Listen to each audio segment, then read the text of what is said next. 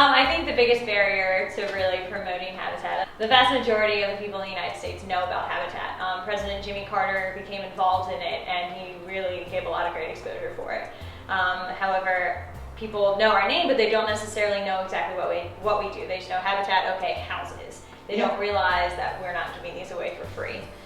So that's really the biggest barrier that we face. And we say that we give a hand up, not a hand out.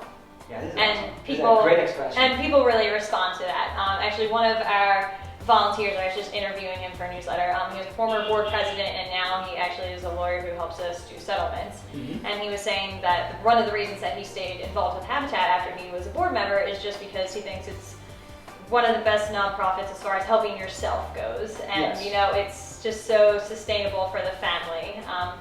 And they're able to maintain and they're able to better themselves because now instead of spending all that money on their rent, they're now spending it, you know, on their health, on their children's education, on their own education. That can lead to better and bigger things for themselves.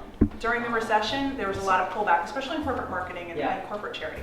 So if you had done a good job of building a large constituent base, and even if there was a broader base, 1,000 people who write you checks for $25, that one won, as opposed to the Habitat or the charity that only had a couple of really high-level donors that were giving $100,000 a year. So having those $1,000, $25 donations, that's gold. It really, really is. So let's try to. Those folks are also going to volunteer. They're going to say good things about our organization. They're going to bring their friends. They're involved. So they're involved, and they spread goodwill, and that's really what matters to us.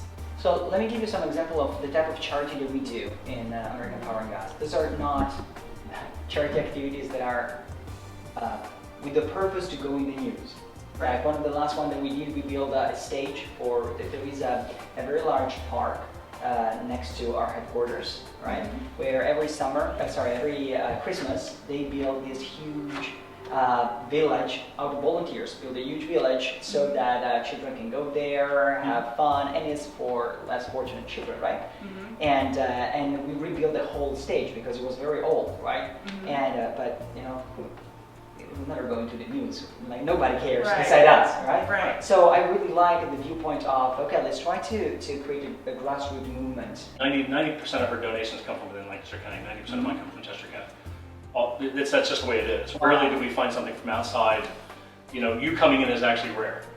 To do this with 100 homes and the program that you want to do is rare for us. We take it.